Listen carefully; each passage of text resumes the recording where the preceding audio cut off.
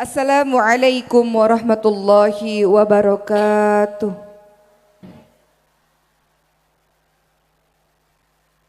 Alhamdulillahi rabbil alamin wa bihi nasta'in ala umurid dunya waddin wassalatu wassalamu ala asyrafil anbiya'i wal mursalin wa ala alihi wa sahbihi ajma'in amma ba'd. Yang saya hormati Pak Lurah, Pak Camat, Kapolsek, Kapolres, Kepala Yayasan Insan Karimah Cawas, teman-teman keluarga besar dari Pondok Pesantren Insan Karimah Cawas, dan seluruh ibu-ibu, adik-adik, mbak-mbak yang ada di sini. Saya mau tanya lagi, apa kabar malam-malam begini? Kok dingin banget ya di sini ya? Saya jadi menggigil. Baik, ibu-ibu semua, biasa tidur malam jam berapa, Bu? Mau tanya dulu, ah? Jam 10? Jam 10 berarti nggak boleh tidur ini ya sampai jam 10. Kalau saya boleh curhat nggak? Saya tidur biasanya jam setengah 8, Bu. Sekarang udah jam 8. Alhamdulillah, tapi jadi melek lagi karena ngeliat ibu-ibu semua yang ada di sini. Alhamdulillah. Curhat lagi boleh? Tadi pagi saya dari Ngawi. Kemudian siang tadi dari Magetan. Kemudian malam ini ada di Cawas ya, Bu ya. Alhamdulillah, jadi merupakan bagian dari safari dakwah. Kita akan mulai hari ini membicarakan tentang perkara kemuslimahan, tapi saya ingin semuanya supaya sejuk-sejuk, ngantuk-ngantuk, supaya semangat dan fokus dan khusyuk. Boleh tidak kita membaca Al-Fatihah bersama-sama, Al-Ikhlas, Al-Falaq, An-Nas, boleh? Yang kencang, yang semangat boleh? Sama-sama yuk. A'udzu billahi minasy syaithanir rajim. Bismillahirrahmanirrahim. Alhamdulillahi rabbil alamin. Ar-Rahmanir-Rahim. Maliki yaumiddin. Iyyaka na'budu wa iyyaka nasta'in. Ihdinas siratal mustaqim. Siratal ladzina an'amta 'alaihim ghairil maghdubi 'alaihim waladdallin. Amin. Bismillahirrahmanirrahim. Qul huwallahu ahad. Allahus samad. Lam yalid wa lam yulad wa lam yakul lahu kufuwan ahad. Bismillahirrahmanirrahim. Qul a'udzu birabbil falaq.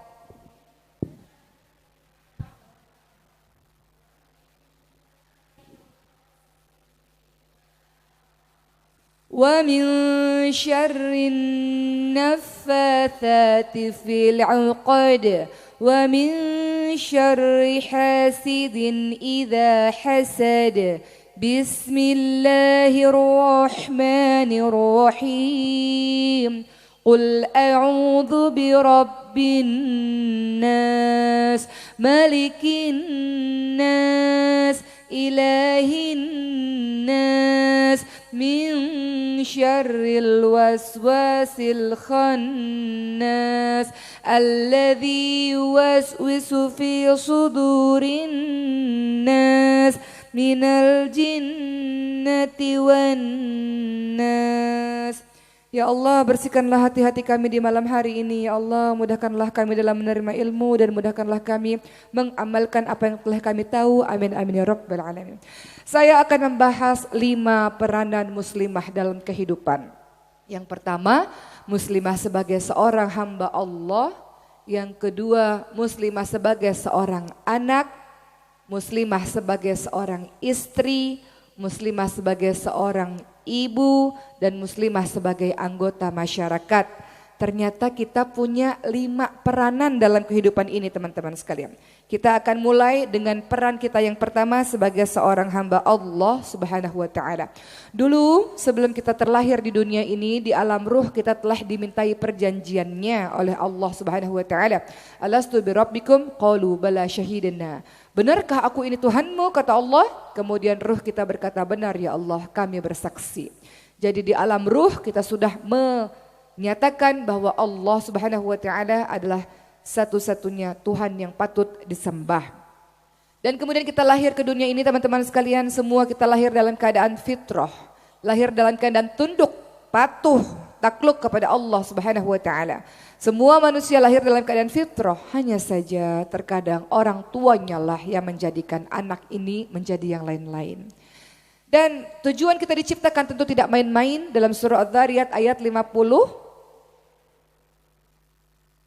berapa? 56.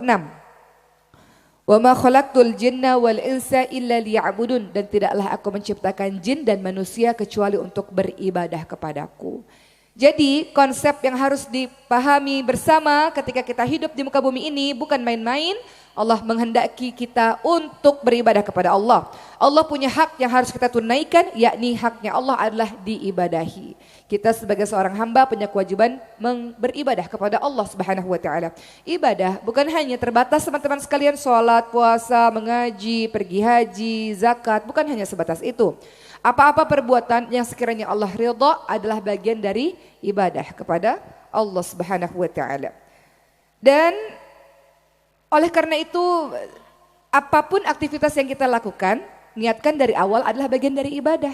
Ibu-ibu datang ke sini niatnya ibadah atau niatnya karena ngelihat Oki Setiana Dewi? Niatnya lillah karena Allah atau niatnya karena pengen ngelihat OSD gimana sih aslinya gitu, gimana? Dua-duanya. Kata Imam Malik rahimahullah, ibu sekalian, segala sesuatu yang dilakukan karena Allah dia akan berterusan. Segala sesuatu yang dilakukan bukan karena Allah dia akan putus dan berhenti. Ibu-ibu pengajian kalau bukan karena Allah, gara-gara si fulan datangnya hari ini aja, besok-besok sepi pengajian. Besok-besok ponpes sepi gak didatengin. Tapi kalau ibu-ibu niatnya karena Allah Subhanahu wa taala, maka akan terus berkelanjutan insyaallah. Jadi perkara mengenai keikhlasan. Jadi kita diminta beribadah kepada Allah Subhanahu wa taala, namun kita harus tahu juga ibadah-ibadah yang diterima oleh Allah syaratnya ada 2, yakni ikhlas, yaitu diniatkan karena Allah semata. Yang kedua ittiba, mengikuti perbuatan atau perkataan Rasulullah sallallahu alaihi wasallam. Ini adalah ma'had tafsir, betul? Ahlul Quran di sini, betul? Kalau adik-adik atau teman-teman semua menghafalkan Al-Quran karena Allah, maka akan berketerusan. Walaupun nangis-nangis, walaupun awal-awal belajar makhraj nangis-nangis, walaupun awal-awal menghafalkan surah-surah tertentu menangis, tapi karena Allah, Allah akan bantu, Allah akan mudahkan dan Allah akan selesaikan. Allah akan mudahkan untuk menghafalkannya. Tapi kalau niatnya bukan karena Allah, belajar Quran untuk mendapatkan pujian manusia, dikatakan sebagai seorang yang alim, niatnya bukan karena Allah, dia akan putus di tengah jalan dan berhenti. Jadi apapun aktivitas ibadah yang kita lakukan, senantiasa niatnya diluruskan dari awal, di tengah dan di akhir. Niatnya diluruskan untuk mengharapkan ridha dari Allah Subhanahu wa taala semata. Jadi semua kebaikan yang lillah, yang ikhlas dan ittiba mengikuti apa yang telah dicontohkan oleh Rasulullah sallallahu alaihi wasallam, insyaallah akan bernilai ibadah. Jadi saya datang kemari kalau bukan karena ibadah, capek, jauh, ngantuk gitu. Tapi kalau di otaknya, mindsetnya adalah bagian dari ibadah, bahwa setiap bumi ini semuanya akan bersaksi di hadapan Allah bahwa kita pernah menginjakkan untuk melakukan sebuah ibadah. Kalau ibadah jadi ringan, betul nggak teman-teman sekalian? Kalau ibadah apa yang kita lakukan jadi ringan. Ibu-ibu, memangnya kalau ibu-ibu masak buat suami, emangnya itu tidak ibadah? Itu ibadah.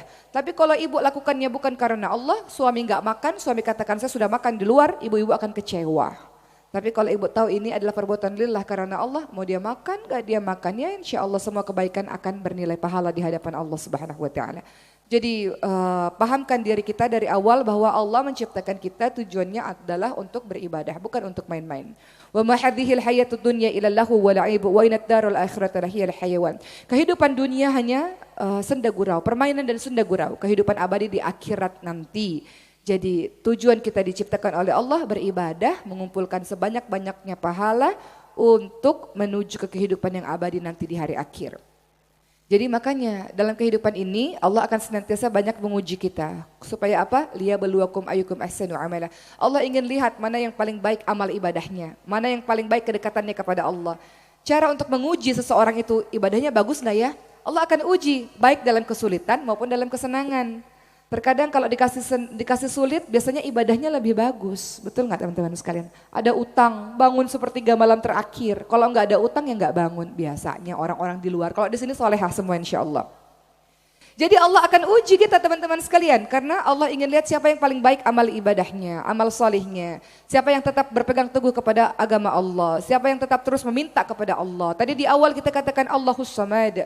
Kita bilang surah Al-Ikhlas kita katakan Allahus Samad, maknanya adalah Allah tempat bergantung. Jadi Allah akan uji dulu, betul enggak? Benar enggak engkau bergantung kepada Allah? Atau tadi dalam surah Al-Fatihah kita katakan iyyaka na'budu wa iyyaka nasta'in. Ya Allah, hanya kepadamu lah kami menyembah dan hanya kepadamu lah kami memohon pertolongan. Tauhid, betul enggak? Allah akan uji dulu. Allah akan uji betul tidak engkau istiqamah dengan ibadah-ibadah yang selama ini engkau lakukan. Maka Allah uji engkau kadang dengan kesedihan, kadang dengan kebahagiaan. Kata Allah dalam surah Al-Anbiya ayat 35, A'udzubillahi minasyaitonir rajim. Kullu nafsin dha'iqatul maut wa nabluukum bisyarri wal khairi fitnah wa ilainal turja'un. Semua yang bernyawa akan mati. Ibu-ibu yang mati duluan atau saya yang belakangan. Tapi semuanya kita akan mati. Dan Allah akan menguji kita dengan keburukan, dengan kebaikan. Kadang Allah uji kita dengan kesedihan, kadang Allah uji kita dengan kebahagiaan. Dan hanya kepada Allah kita kembali. Maknanya adalah mau kita diuji dengan kesedihankah, kemiskinan, utang banyak, sakit, terpuruk dalam kehidupan, tetap beribadah kepada Allah. Ataupun Allah uji kita dengan kehebatan, kekayaan, kesehatan, tetap kita beribadah kepada Allah Subhanahu wa Ta'ala. Karena semuanya adalah ujian. Senang itu ujian, sedih juga ujian. Bahagia ujian, tawa ujian, air mata juga ujian. Tapi kita harus tahu bahwa bagi orang beriman, mau apapun keadaannya, tetap apapun itu adalah sarana dia beribadah. Dia lagi sakit, itu sarana dia beribadah kepada Allah Subhanahu wa Ta'ala. Dia berhusnuzon kepada Allah. Sakitnya membuat dia punya banyak waktu untuk berdekatan kepada Allah. Bandingkan dengan orang yang mati mendadak. Orang yang tidak beriman kepada Allah atau orang yang lalai daripada Allah, Allah kasih mati mendadak. Kecelakaan besar buatnya. Dia tidak diberi kesempatan kepada Allah untuk bertaubat. Gak dikasih kesempatan untuk beramal salih. Gak dikasih kesempatan untuk menangis mendekat kepada Allah. Jadi bagi orang beriman, sakit pun bisa jadi sarana beribadah kepada Allah Subhanahu wa Ta'ala. Dia berhusnuzan, berprasangka baik. Ya Allah, sakit ini membuat aku jadi gak bisa melakukan maksiat. Sakit ini membuat aku lebih sabar. Sakit ini membuat aku lebih siap mempersiapkan perjumpaan denganmu. Atau dalam keadaan bahagia, teman-teman memiliki harta yang banyak. Harta yang banyak adalah sarana ibadah kepada Allah Subhanahu wa Ta'ala dengan misalnya berinfak di jalan Allah Subhanahu wa Ta'ala, beribadah dengan cara bersyukur dengan cara membagikan apa yang dititipkan oleh Allah kepada kita untuk orang lain. Jadi beribadah banyak bentuknya, teman-teman penghafal Quran beribadah dengan istiqamah dengan Qurannya, ibu-ibu ada yang memilih jalan untuk bersodakoh dan istiqamah dengan sodakohnya, atau ada yang memilih saum dan saum istiqamah dengan saumnya. Perbuatan amal soleh silahkan dipilih, yang penting adalah istiqamah. Jangan baca Quran hari ini baca Quran, Ramadan tahun depan baru baca Quran lagi. Atau sodakohnya ketika ada sebuah acara penggalangan dana saja, setelah itu tidak sodakoh. Jadi yang pertama adalah pahami bahwa fungsi kita adalah sebagai seorang hamba Allah, yakni beribadah kepada Allah Subhanahu wa Ta'ala. Dan hamba Allah tentu punya karakter orang yang selalu merendahkan diri di hadapan Allah Subhanahu wa Ta'ala yang maha besar.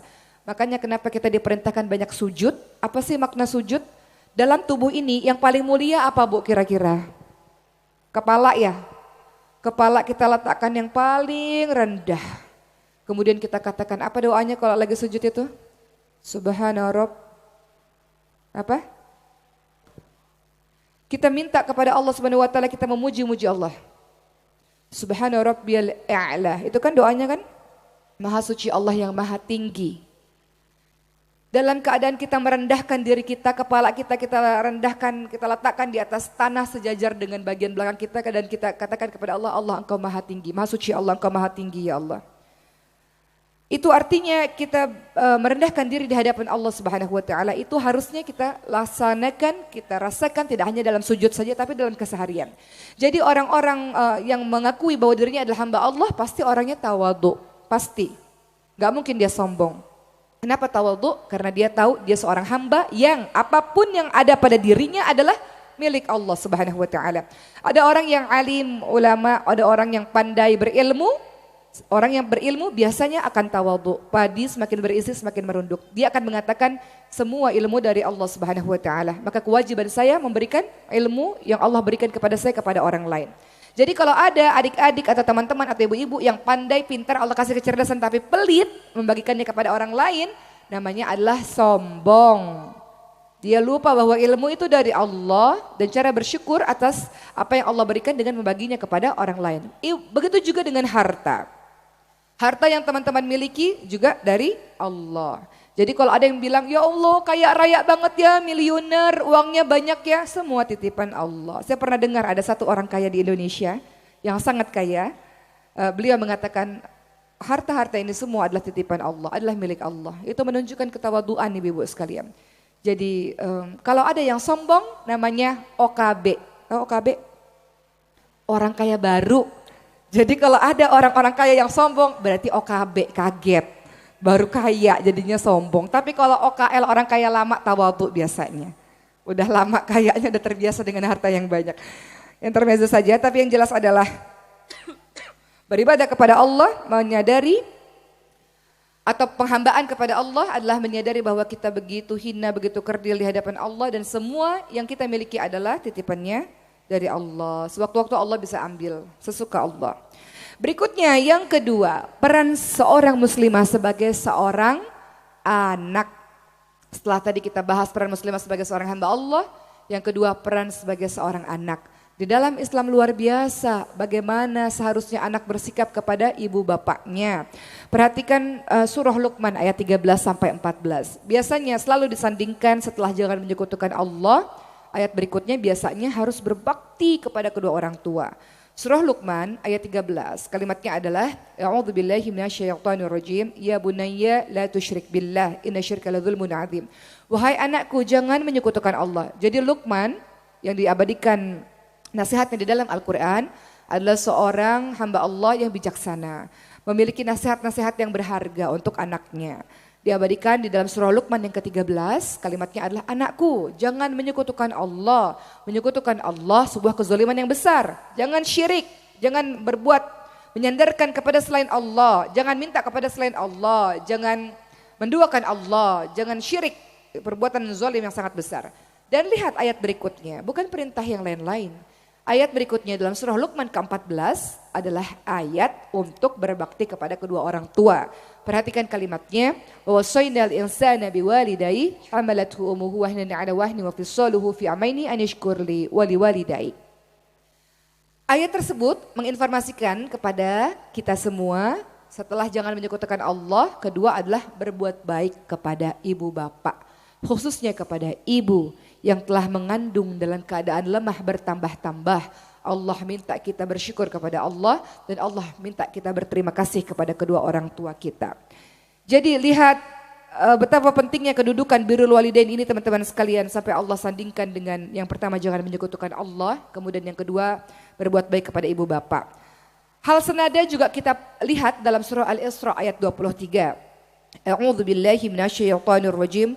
Wa qada rabbuka alla ta'budu illa iyyahu wa bil walidaini ihsana imma yablughanna 'indaka al-kibara ahaduhuma aw kilahuma fala taqul lahumu uff wa la tanharhuma wa qul lahumu qawlan karima. Apa artinya dalam surah Al-Isra 23 sama. Dan Tuhanmu telah memerintahkan supaya kamu jangan menyembah kepada selain Allah. Dan hendaklah kamu berbuat baik kepada ibu bapakmu dengan sebaik-baiknya. Jika salah seorang di antara keduanya atau kedua-duanya sampai berumur lanjut dalam pemeliharaanmu, maka sekali-kali jangan mengucapkan jangan membentaknya, jangan mengucapkan kalimat apa yang lain-lain.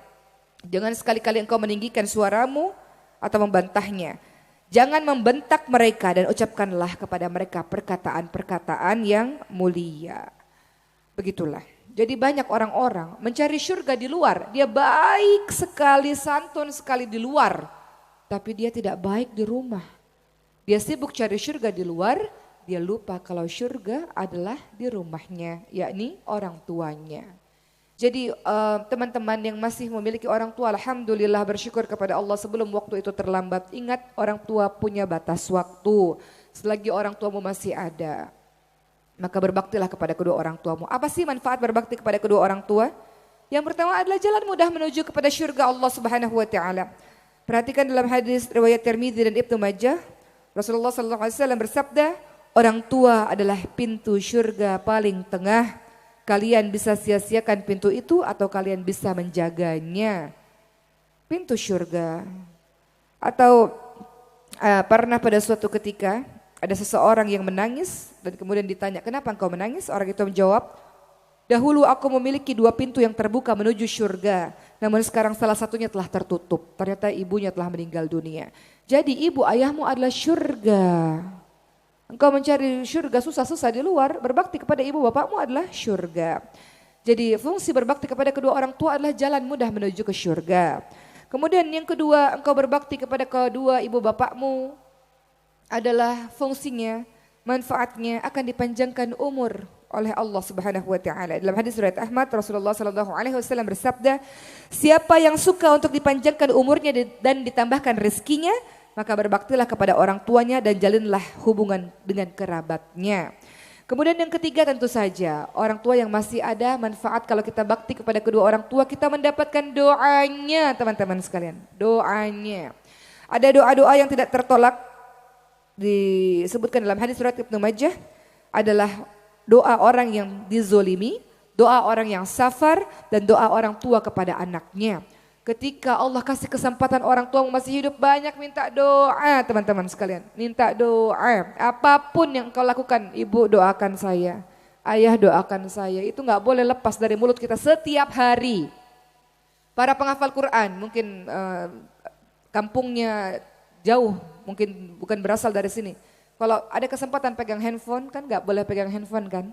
Tapi kalau seandainya ada waktu untuk bisa telepon, selalu bilang doakan saya, doakan saya, doakan saya. Jadi doa dari orang tua mustajab, makbul teman-teman sekalian. Jadi minta doa kepada kedua orang tua kita tentang apa yang tengah kita lakukan. Sebaliknya teman-teman sekalian, orang-orang yang tidak berbakti kepada kedua orang tuanya, maka akan disegerakan hukumannya di dunia. Tidak hanya mendapatkan balasan oleh Allah di akhirat, tapi juga disegerakan hukumannya di dunia. Dijelaskan dalam hadis riwayat Abu Daud dan Tirmidzi dan Ibnu Majah, Rasulullah sallallahu alaihi wasallam bersabda, tidak ada dosa yang lebih pantas untuk disegerakan balasannya bagi para pelakunya di dunia ini. Berikut dosa yang disimpan untuknya di akhirat. Jadi di dunia dapat dosa, apalagi di akhirat, daripada perbuatan melampaui batas dan memutus silaturahim dengan orang tua dan kerabatnya. Jadi beberapa tahun terakhir ini, beberapa kali kita sering lihat video-video viral. Anak bermusuhan dengan orang tua, anak menggugat orang tua, anak berebut harta dengan orang tua. Ya kan, pernah gak dengar kabar? Anak memenjarakan orang tua karena rebutan harta warisan atau sebagainya. Naudzubillah min zalik. Semoga kita terhindar dari sifat-sifat kedurhakaan seperti itu. Jadi sekarang untuk para anak termasuk saya, gimana ya caranya supaya kita bisa membahagiakan orang tua? Pertama, menuruti perintahnya. Apapun yang dia katakan, yang beliau katakan, turuti selama tidak menyuruh kepada kemaksiatan. Karena tidak ada ketaatan dalam kemaksiatan. Turuti perkataan kedua orang tuamu. Dikatakan ridallah fi ridal walidain, suktullah fi suktil walidain. Jadi ridho Allah tergantung kepada ridho orang tua dan murkanya Allah bergantung pada murkanya orang tua. Adapun kalau kita tidak sependapat disampaikan dengan bahasa yang baik. Jadi jangan berkata ih dan sebagainya. Tapi ucapkan dengan kalimat yang baik kalau memang kita ada sebuah perkara yang kita tidak setuju. Berikutnya cara berbakti kepada kedua orang tua teman-teman sekalian adalah berakhlak mulia di depan keduanya. Jadi pernah pada suatu ketika ada orang yang datang pada Rasul, Rasul saya mau berjihad di jalan Allah. Kemudian Rasul katakan, engkau punya orang tua? Iya, masih ada orang tua. Orang tuamu masih hidup? Masih hidup. Apa kata Rasul? Berjihadlah dengan berbakti kepada kedua orang tuamu. Dalam hadis riwayat Muslim. Ya. Jadi cara berbakti kepada kedua orang tua salah satunya adalah berakhlak mulia di depan keduanya. Kemudian teman-teman sekalian, kemudian yang harus dilakukan adalah mendahulukan perintah keduanya dari perkara-perkara sunnah. Kalau teman-teman lagi sholat sunnah, tiba-tiba ibunya manggil. Kira-kira didahulukan panggilan ibunya atau diterusin sholat sunnahnya? Panggilan ibu. Hal ini juga terlihat dalam kisahnya Juraij. Juraij diceritakan dalam hadis sahih. Jadi Juraij adalah ahli ibadah teman-teman sekalian. Sholat ibadahnya luar biasa bagus. Tiba-tiba ibunya memanggil dan Juraij sedang beribadah. Sunnah, bukan wajib, beribadah sunnah. Dan Juraij tetap melanjutkan sembahyangnya, tetap melanjutkan ibadahnya. Lalu ibunya marah dan mengatakan, sebelum engkau mati wajahmu akan dipertontonkan di hadapan para pelacur atau penzina. Begitu kata ibunya. Maka tiba-tiba entah bagaimana caranya Juraij yang ahli ibadah tiba-tiba difitnah pada suatu ketika. Ada seorang perempuan yang sudah melahirkan bayi tiba-tiba fitnah. Ketika ditanya sama raja siapa yang menghamili kamu, maka perempuan ini mengatakan yang menghamili saya adalah Juraij, begitu katanya. Jadi Juraij ini diarak oleh para pengawal kerajaan untuk diberikan hukuman. Dan Juraij tersenyum ketika melihat perempuan tersebut. Dan raja bertanya, kenapa engkau tersenyum kepada perempuan itu? Maka Juraij berkata, aku teringat akan perkataan ibuku. Bahwa sebelum aku mati wajahku akan dipertontonkan di hadapan seorang wanita penzina. Jadi itu kisah, maksudnya adalah mendahulukan perintah dari ibu itu lebih wajib dibandingkan dengan perkara-perkara sunnah. Kecuali teman-teman sedang melakukan ibadah-ibadah wajib. Berikutnya teman-teman sekalian, termasuk dari kedurhakaan seorang anak adalah apabila anak tersebut membuat orang tuanya menangis. Itu termasuk bentuk kedurhakaan. Jadi coba kita ingat-ingat, pernah gak kita buat orang tua kita nangis, minta ampun kepada kedua orang tua kita teman-teman sekalian.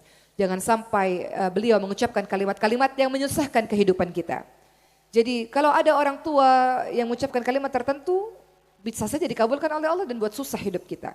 Jadi kita sebagai anak buat orang tua menangis boleh, tapi menangis karena keberhasilan kita. Menangis karena selesai 30 juz mungkin lancar Masya Allah. Menangis karena bangga dengan prestasi-prestasi yang kita lakukan. Bukan menangis karena perilaku-perilaku buruk yang kita lakukan. Ketiga, peran muslimah sebagai seorang istri. Siapa di sini sebagai seorang istri? Boleh tunjuk tangan, mana ya yang istri ya, para istri. Semua istri ya. Coba diingat-ingat hal romantis terakhir yang dilakukan sama suami apa Bu? Wah udah lupa, udah menikah berpuluh-puluh tahun udah lupa, gak romantis-romantis lagi. Coba kita lihat, gak ada salahnya kita belajar kembali, mengingat kembali bagaimana Aisyah dan Rasulullah SAW menunjukkan keromantisan antar pasangan ini. Pertama, Rasulullah memiliki panggilan sayang untuk Aisyah, yakni Humairah atau Aish atau Humairah, wanita yang pipinya kemerah-merahan. Coba ibu ingat-ingat, suami saya manggil saya apa ya? Apa Bu? Ada teman saya dipanggil Dut gitu. Saya nggak tahu itu penghinaan atau muji itu sebenarnya. Jadi ada seorang suami manggil istrinya Dut sini Dut gitu. Untung nggak brot gitu ya, bahaya. Atau ada laki-laki punya panggilan sendiri kepada ibu punya panggilan sendiri kepada suaminya. Jadi dulu awal-awal nikah saya ingat sekali suami saya punya panggilan sayang buat saya. Boleh cerita Bu? Panggilannya Jannah, Masya Allah. Tapi perasaan sekarang saya gak pernah dengar lagi tuh panggilan itu. Di awal-awal nikah dipanggil itu. Tapi adalah panggilan-panggilan tertentu ya. Atau zaman sekarang biasanya orang-orang panggil bebep, bebep gitu ya. Beb atau han gitu. Say, sayur kali ya. Say gitu. Atau apalah panggilannya terserah, ibu-ibu punya panggilan sendiri kepada suaminya. Ada juga suami yang mengatakan, wahai istriku, engkau cantik bagai bulan purnama. Ada juga yang begitu. Dan saya nggak tahu juga itu pujian atau hinaan. Soalnya bulan purnama kalau kita dari dekat kita lihat itu banyak bolong-bolongnya sebenarnya Bu, bulan purnama itu ya. Jadi coba ditanyakan kembali, dikonfirmasi kembali itu pujian apa hinaan sebenarnya. Atau ada suami yang mengatakan, mama makin tua makin seksi mama gitu. Itu juga patut dipertanyakan itu, bener nggak itu? Tapi nggak apa-apa, kalau bohong untuk menambah keromantisan itu boleh ibu-ibu sekalian. Ini saya ngomong depan ibu-ibu atau depan anak-anak sih? Ibu-ibu kan? Sip, aman. Ya, berikutnya keromantisan yang kita bisa belajar dari Rasulullah dan Aisyah adalah minum segelas dengan bekas bibir yang sama. Jadi bekas bibir suami coba lihat teh, Pak tadi bekas bibirnya yang mana Pak? Mau minum di bekas bibir yang sama. Itu bisa saja dilakukan, silakan saja. Atau saya agak skip ya, soalnya ini kalimatnya mandi bersama, skip lah gitu ya. Kemudian berikutnya adalah lomba lari bersama.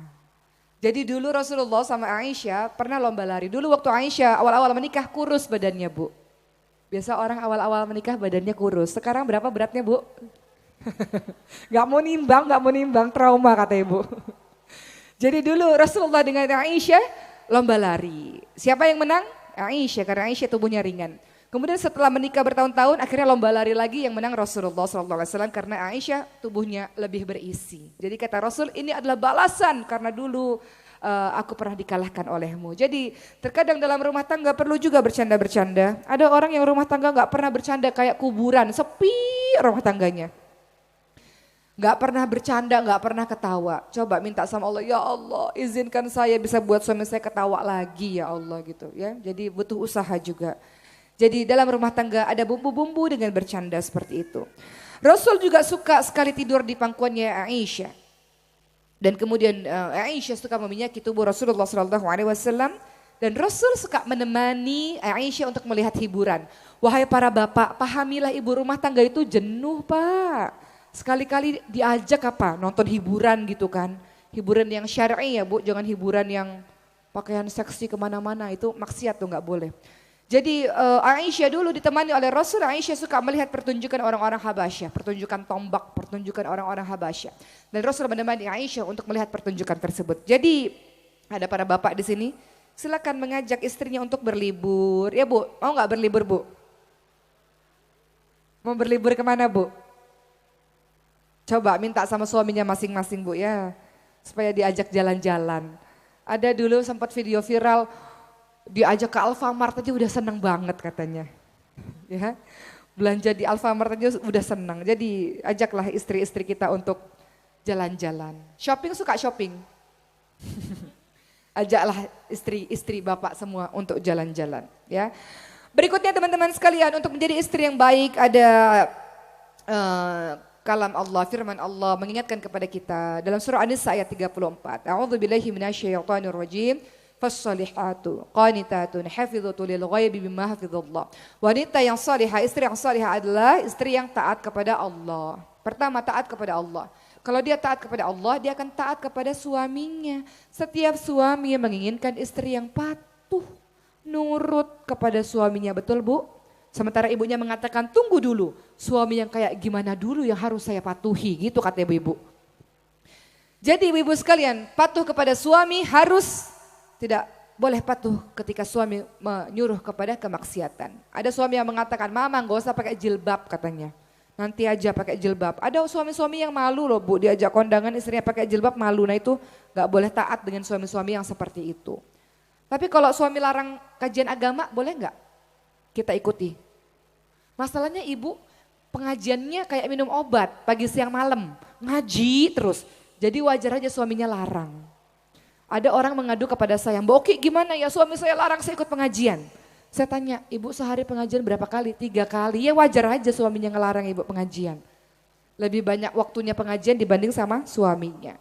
Jadi pertama adalah surah An-Nisa ayat 34, perhatikan betul-betul bahwa kalau ingin menjadi istri yang baik adalah istri yang patuh kepada Allah, patuh kepada suaminya dan menjaga diri ketika suaminya tidak ada. Jadi suami pergi keluar kota, suami kerja, tenang karena ia tahu istrinya adalah istri yang setia, yang mampu menjaga kehormatan dan kesucian diri. Lalu perhatikan surah An-Nisa ayat 19. Wa ashiruhunna bil ma'ruf fa in karihtumuhunna fa 'asa an takrahu syai'an wa yaj'alallahu fihi khairan katsira. Pergaulilah pasanganmu dengan baik dan diminta sabar menghadapi pasangan kita. Bisa saja ada kebaikan yang banyak pada dirinya. Jadi diminta sabar. Suami ibu Fir'aun bukan bu? Bukan kan? Asyah saja suaminya Fir'aun sabar luar biasa. Kita belajar kesabaran dari Asyah. Kata Allah kalau terjadi apa-apa, ya ayyuhalladzina amanu ista'inu bis-sabri was-shalah. Minta pertolongan kepada Allah dengan sabar dan sholat, bukan curhat di sosial media. Dikit-dikit curhat di sosial media. Ada orang-orang di luar sana, saya nggak bilang orang di sini karena saya tahu di sini solehah semuanya. Dikit-dikit suamiku titik buat status bu. Ibu saya tanya, orang yang suka ngadu-ngadu, suka cerita-cerita itu siapa sih biasanya? Ibu punya anak kecil nggak? Atau pernah punya anak kecil kan? Kalau anak kecil jatuh, mama jatuh berdarah ma. Kalau anak itu lagi berantem, mama tadi rambutku dijambak ma. Kalau anak itu kenapa-napa dia cerita, betul? Itu namanya bocah. Jadi bocah-bocah itu memang sukanya curhat dan ngadu-ngadu, betul? Jadi kalau ada ibu-ibu yang suka ngadu-ngadu di sosial media namanya bocah. Coba perhatikan ada nggak bocah-bocah di sekitar kita, bocah berbadan besar, ya, udah badannya gede tapi bocah. Kenapa? Suka ngadu-ngadu di sosial media. Jadi kita diminta sabar. Salah satu makna sabar itu adalah kita mampu tapi kita tahan. Kita mampu sumpah serapah, kita mampu mengeluarkan kalimat-kalimat buruk, kita mampu melawan tapi kita tahan. Itu namanya sabar. Berikutnya untuk menjadi istri yang baik juga ada dalam surah Al-Baqarah 187. Hunna libasul lakum wa antum libasul lahun. Pasangan kita adalah libas, adalah pakaian. Pakaian fungsinya menutup aurat, menutup aib. Jadi wahai para istri, termasuk saya, tutuplah aib keluargamu. Kecuali memang udah KDRT. Udah memang benar-benar nyawa, bahaya, baru boleh mengadu. Tapi kalau sekiranya masih bisa diselesaikan pun anak-anak yang baru menikah, bisa diselesaikan, jangan cerita sama orang tua. Nanti orang tuanya masih sebel, kita udah punya anak lagi. Biasanya gitu, orang tuanya masih sebel, kitanya udah sayang-sayangan lagi. Ibu ingat gak kisahnya Nabi Ismail alaihissalam? Jadi Nabi Ismail alaihissalam pernah pergi ke suatu tempat, lalu ada istrinya. Nabi Ibrahim datang, istrinya tidak tahu itu mertuanya. Jadi Nabi Ibrahim tanya, wahai wanita gimana kehidupan rumah tanggamu? Wanita tersebut mengatakan, buruk. Kehidupan rumah tanggaku gak baik, aku gak seneng, gak bahagia dengan kehidupan keluargaku seperti ini. Mengeluh terus. Apa kata Nabi Ibrahim? Nanti kalau suamimu pulang, bilang sama suamimu, ganti pagar rumahnya. Ibu mau diganti gak? Kalau gak mau diganti jangan bawel, jangan ngeluh-ngeluh. Lagi di pasar atau lagi beli sayur, jangan kasih tahu siapa-siapa ya, rahasia loh, rahasia. Disebarin aib suaminya. Nanti dari kelompok yang ini jangan kasih tahu siapa-siapa ya, rahasia loh, rahasia. Disebarin ke satunya lagi sebarin, satu kampung tahu permasalahan rumah tangganya ibu. Gara-gara gak bisa jaga lisannya. Jadi kalau gak mau diganti, jaga lisannya. Maka waktu itu Nabi Ismail alaihissalam paham istrinya diceraikan. Akhirnya kemudian diganti dengan istri yang satu lagi. Nabi Ibrahim kemudian datang tanya pada istri tersebut, bagaimana kehidupan rumah tanggamu? Alhamdulillah, alhamdulillah. Allah karuniakan kehidupan rumah tangga yang baik, Allah bagi pertolongan, seperti itu. Maka kata Nabi Ibrahim alaihissalam, katakan pada suamimu, pertahankan pagar rumahnya. Artinya istri-istri yang baik lisannya ini patut dipertahankan. Istri-istri tukang ngeluh, menceritakan aib keluarga, ganti. Mau gak diganti bu? Jaga lisan. Man kana yu'minu billahi wal yawmil akhir falyakul khairan aw liyasmut. Barang siapa yang beriman kepada Allah dan hari akhir hendaklah berkata-kata baik atau diam. Berkata baiknya penuh ilmu, penuh manfaat, diamnya pun adalah zikrullah kepada Allah Subhanahu wa taala. Kemudian masih mengenai sifat istri, perhatikan surah Al-Hujurat ayat 12. A'udzubillahi minasyaitonir rajim. Ya ayyuhalladzina amanu jtanibu katsiran minadh-dhonn inna ba'dadh-dhonni itsmun wa la tajassasu wa la yaghtab ba'dukum ba'dha. Wahai orang-orang yang beriman, jauhilah kebanyakan dari prasangka. Karena sebagian dari prasangka adalah dosa. Jangan suuzon. Habis suuzon, jangan cari-cari kesalahan kata Allah. Setelah jangan cari kesalahan, jangan menggunjing. Ayuhibbu ahadukum ayyakula lahma akhihi maitan fakaritum. Orang yang melakukan perbuatan seperti ini seperti memakan bangkai saudaranya sendiri. Contoh, banyak istri-istri yang ketika suaminya pulang kerja, suaminya masuk ke kamar mandi, dia cek handphonenya. Suami saya ya, dia ngapain aja seharian. Dia WhatsApp sama siapa, Instagram temennya siapa aja. Suuzon terus. Ada istri-istri yang begini bu. Habis suuzon dia cari-cari kesalahan. Suaminya gak ada salah, dia cari-cari kesalahan. Berantem satu perkara, dia ungkit-ungkit yang kemarin-kemarin yang udah kelar itu permasalahan. Cari-cari kesalahan terus. Kata Allah gak boleh perbuatan seperti ini seperti memakan bangkai saudaranya sendiri. Apalagi setelah itu kita akan menggunjing. Biasa kalau kita sakit hati kita akan menggunjing, kita akan berkata-kata buruk. Itu juga ini harus dihindari untuk para istri-istri salehah. Berikutnya yang keempat, peran sebagai seorang ibu. Harus jadi ibu yang baik pastinya. Dan berusaha untuk memperbaiki diri sendiri. Karena sesuatu yang tidak punya tidak akan bisa memberikan apa-apa. Ibu mau anaknya jadi hafidh penghafal Quran. Ibu sendiri nggak bisa baca Quran. Sesuatu yang tidak punya apa-apa maka tidak bisa memberi apa-apa. Masa selamanya anak ibu serahkan kepada sekolah Quran? Ada kalanya anak ibu pulang ke rumah ingin murojaah, ingin menyetor hafalan Qurannya, ibu juga bisa Qurannya. Bapak-bapak menjadi contoh teladan, bapak-bapak sholat subuh di masjid, ajak anak laki-lakinya sholat subuh juga di masjid. Jadi ibu yang baik, jadi ayah yang baik. Sebagaimana Allah ingatkan dalam surah Tahrim ayat 6, Ya ayyuhalladzina amanu qu anfusakum wa ahlikum nara waquduha nas wal hijarah. Jaga dirimu dan keluargamu dari api neraka. Dirimu terlebih dahulu. Engkau ingin anakmu terlindung dari api neraka, dirimu terlebih dahulu kasih contoh yang baik. Dirimu terlebih dahulu baca Quran yang bagus sehingga anakmu juga baca Quran yang bagus. Dirimu terlebih dahulu sholat on time tidak lalai sehingga anakmu juga on time tidak lalai dalam sholat. Jaga dirimu dan keluargamu. Surat cinta. 5 menit lagi ya oke. Jaga dirimu dan keluargamu dari api neraka yang bahan bakarnya manusia dan batu. Jadilah contoh teladan. Kalau ada seorang ibu yang tidak memakai hijab penutup aurat, tidak menjaga kehormatan dirinya, sering keluar rumah tanpa alasan syar'i, suka berdandan dengan menampakkan kecantikannya di luar rumah kepada laki-laki asing, suka bergaul dengan laki-laki yang bukan mahramnya dan sebagainya, maka ini secara tidak langsung merupakan pendidikan yang buruk kepada anak-anaknya. Jadi anak-anaknya akan meniru perilaku-perilaku buruk dari seorang ibu yang jahil seperti ini. Maka kita wahai para ibu, tidak ada kata terlambat untuk terus belajar, terus memperbaiki diri karena anak-anak kita menjadi cerminan diri kita. Jadi kita berikan contoh yang terbaik. Terakhir, peran muslimah sebagai anggota masyarakat. Kita diberi gelar kuntum khairu ummah ukhrijat linnas ta'muruna bil ma'ruf wa tanhauna 'anil munkar.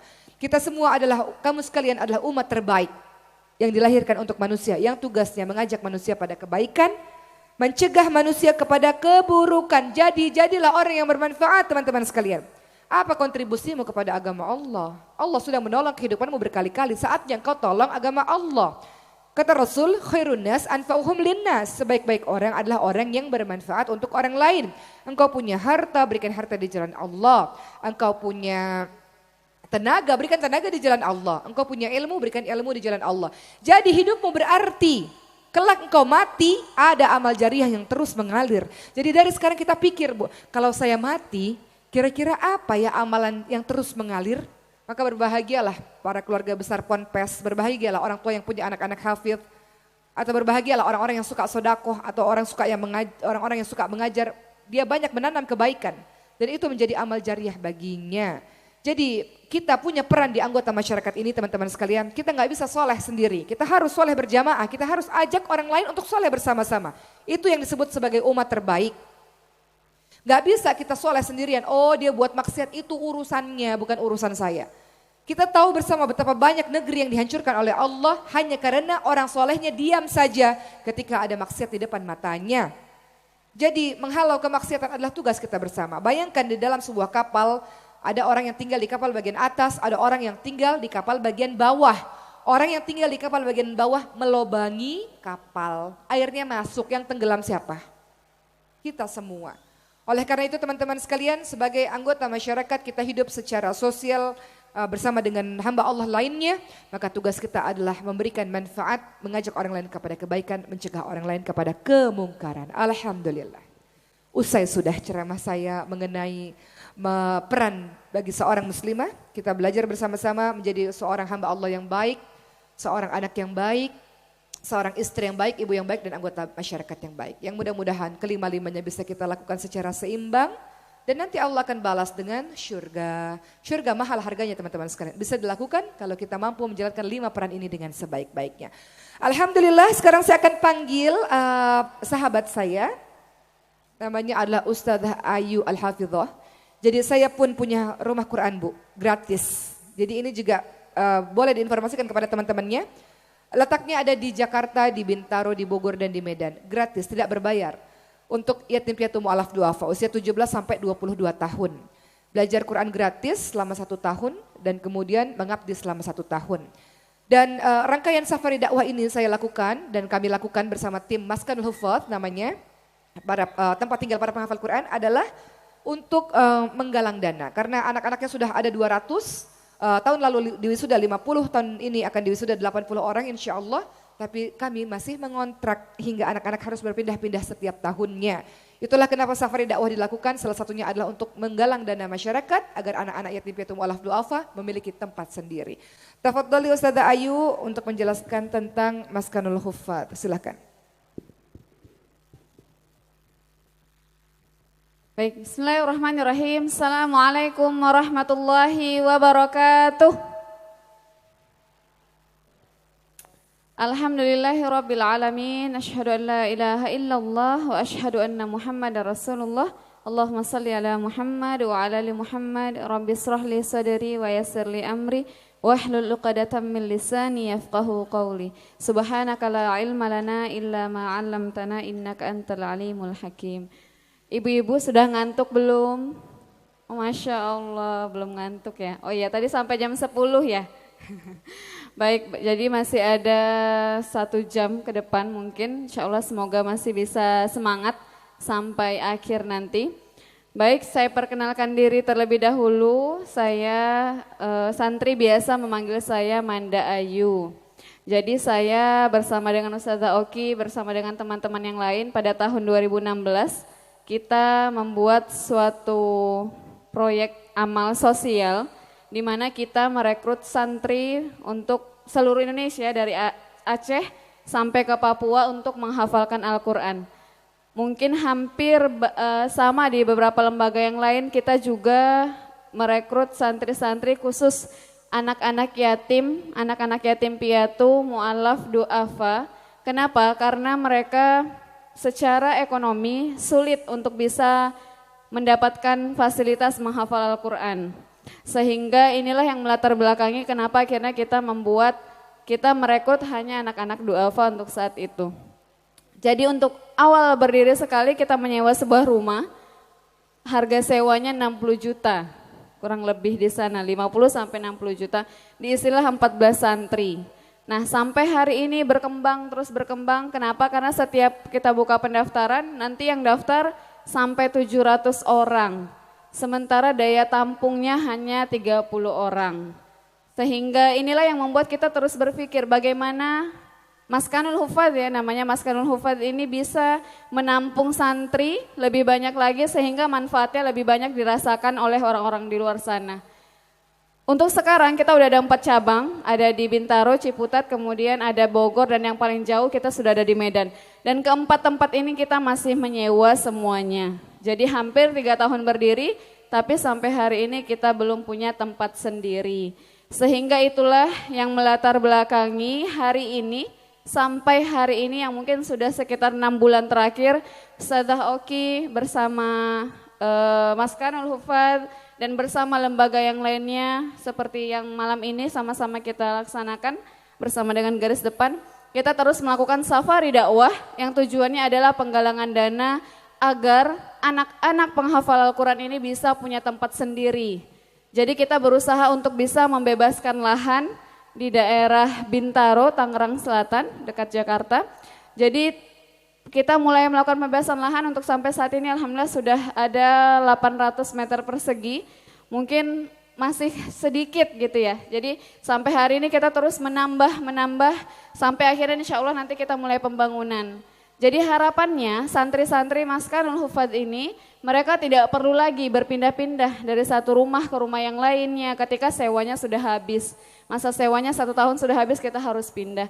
Karena kalau berdasarkan makna Maskanul Hufadz itu adalah tempat tinggal para penghafal Al-Quran. Jadi harusnya tempat tinggalnya yang nyaman. Kalau seandainya terus berpindah mereka mungkin tidak fokus untuk menghafal.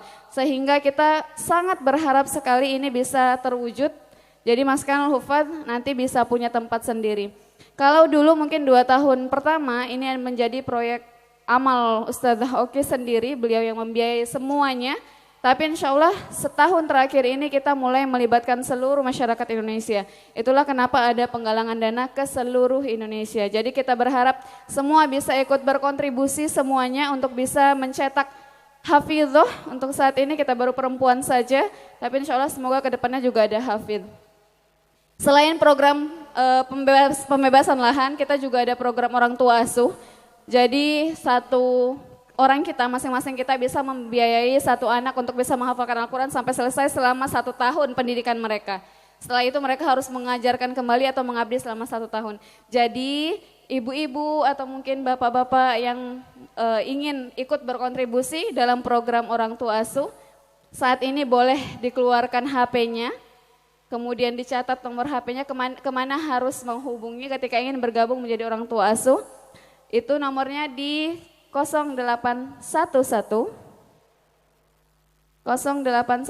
Sudah dikeluarin HP-nya ibu-ibu? Sudah, Masya Allah. Semuanya punya HP berarti ya? Ibu-ibu, Masya Allah. Baik, nomornya di 0811 9277 585. Saya ulangi 0811 9277 585. Atau ibu-ibu, bapak-bapak, teman-teman semuanya yang mungkin aktif di dunia media sosial bisa buka di Instagram @maskanulhufadz, Maskanul HUFFADZ.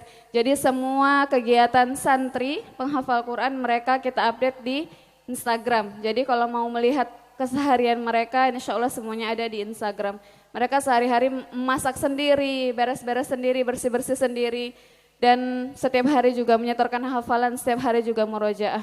Jadi harapannya insya Allah ketika keluar dari maskan mereka juga bisa siap mengajar kembali Al-Quran. Tapi mereka juga secara kemandirian sebagai muslimah juga bisa didapatkan dari Maskanul Hufadz. Untuk saat ini informasinya seperti itu, nanti akan dilanjutkan oleh Ustadz Adit. Kepada Ustadz Adit kami persilahkan. Baik, Ustazah Ayu yang dirahmati Allah, tadi sudah menyampaikan sedikit Bunda. Jadi insya Allah kami mimpi ingin seperti Insan Karimah ini yang punya tempat sendiri untuk anak-anak yang hafal Quran. Begitu juga Ustazah Hoki dan para santrinya bermimpi untuk juga bisa seperti di Insan Karimah ini insya Allah. Surganya yang ada di dunia, para penghafal Quran berkumpul di sini dan yang hadir di sini di majelis ilmu ini yang merupakan taman-taman surganya Allah ini Bunda harus yakin bahwa yang hadir di sini tidak lepas atas izin Allah.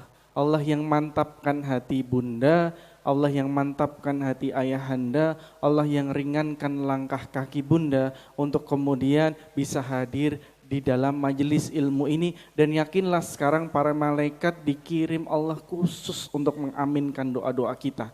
Maka dari itu insya Allah nanti di akhir pastikan Bunda tidak beranjak terlebih dahulu. Karena insya Allah nanti akan kita tutup bersama dengan doa. Kita akan bermunajat bersama betul-betul untuk menjemput keberkahan dari Allah di malam hari ini insya Allah. Yang berikutnya Bunda insya Allah Ustazah Oki membawakan kenang-kenangan dari Jakarta. Ini buku terbaru beliau Bunda. Ya, judulnya Sebentang Kearifan dari Barat. Siapapun nanti yang punya buku ini ada 2 manfaat yang insya Allah luar biasa. Yang pertama, Ustazah Hoki sudah mewakafkan seluruh royalti dari buku ini untuk pembangunan masjid di Andalusia, Spanyol, Sevilla. Kenapa jauh-jauh Ustaz Joki bangun masjid di Andalusia, Spanyol? Karena 800 tahun yang lalu Islam pernah berjaya di sana, ya. Dan kemudian di sisa-sisa keruntuhannya di beberapa tahun terakhir ini Allah kembali berikan hidayah untuk saudara-saudara kita yang ada di Spanyol memeluk kembali agama Islam. Jadi sekarang banyak mu'alaf di sana sehingga diperlukan tempat ibadah yang layak untuk terus menjaga akidah mereka, untuk terus menjaga keimanan mereka dan membuat mereka bisa semakin memperdalam ilmu Islam. Itu yang pertama. Yang kedua adalah Bunda, siapapun nanti yang punya buku ini juga, ya, insya Allah beliau juga ikut bergabung dalam perjuangan pembebasan lahan Maskanul Hufadz pesantren tahfiz milik Ustazah Oki dan juga pembibitan penghafal Al-Quran. Ya, maka dari itu Bunda, saya akan berikan kesempatan untuk jamaah yang ada di Pondok Pesantren Tahfiz Insan Karimah Cawas Klaten ini, ya.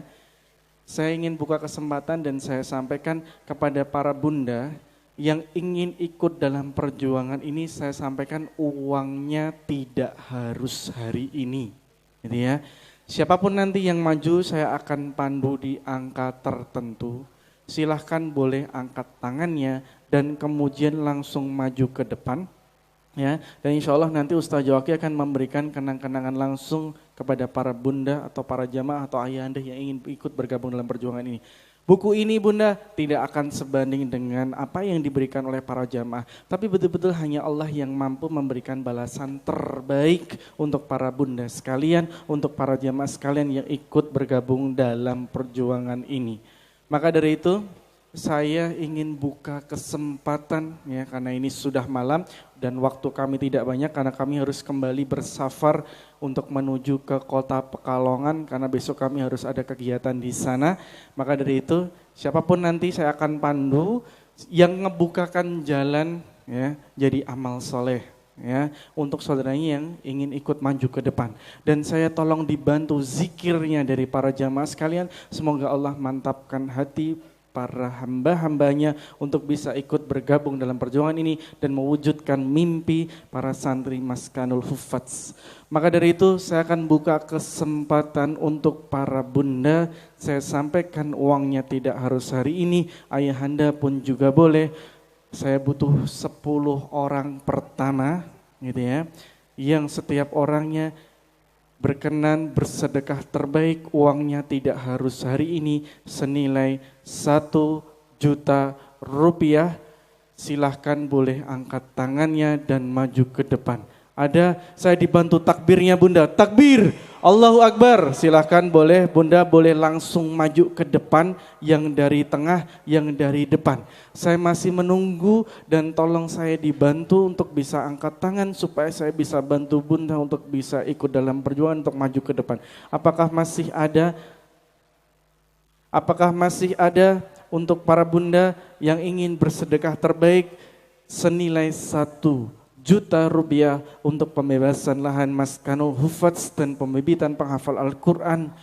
Silahkan boleh angkat tangannya sekarang dan maju ke depan. Ada enggak yang boleh dari sebelah kanan saya mungkin, gitu ya, yang dari luar boleh, yang dari belakang pun juga boleh. Silahkan boleh langsung maju ke depan untuk bersama-sama ikut dalam perjuangan ini. Silahkan, ya, silahkan. Saya ingin buka kesempatan, saya tolong dibantu zikirnya Bunda. Bunda, mungkin kita belum bisa jadi penghafal Al-Quran, tapi bukan berarti kita tidak bisa mendapatkan fadilah dari para penghafal Al-Quran.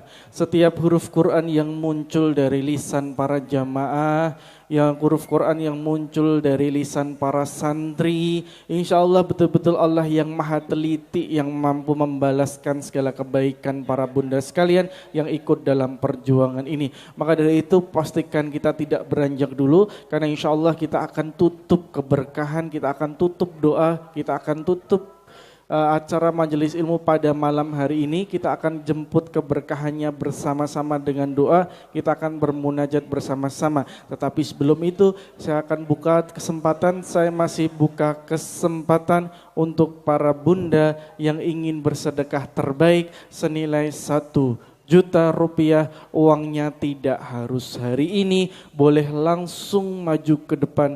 Dan untuk jamaah yang lain, insya Allah saya tolong dibantu zikirnya. Semoga Allah kirimkan pasukan-pasukannya untuk bisa ikut dalam perjuangan ini, dalam pembebasan lahan Maskanul Hufadz dan pembibitan penghafal Al-Quran. Betul-betul semoga malaikat jadi saksi di sini untuk bisa mengaminkan segala doa-doa kita, dan pastinya nanti harapannya para malaikat jadi saksi pada saat nanti kita pulang menghadap Allah Subhanahu wa taala. Betul-betul setiap apa yang dikeluarkan jadi bekal ya. Silahkan boleh lebih rapi lagi ya. Boleh lebih rapi lagi gitu ya. Saya masih terus buka kesempatan, waktu kami tidak banyak, ada sekitar 3 menit lagi sebelum ditutup doa nanti dari perwakilan pesantren Tahfiz Insan Karimah untuk betul-betul kita bermunajat bersama pada malam hari ini. Kita akan jemput keberkahan dari saudara-saudara kita yang bersedekah.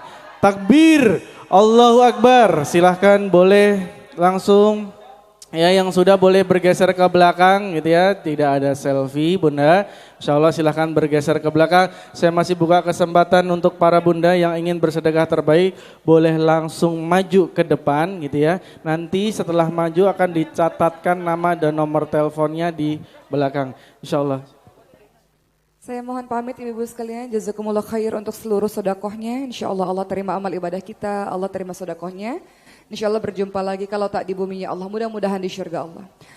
Doa penutup majelis, subhanakallahumma wa bihamdika, asyhadu alla ilaha illa anta, astaghfiruka wa atubu ilaik. Amin amin ya rabbal alamin. Assalamualaikum warahmatullahi wabarakatuh.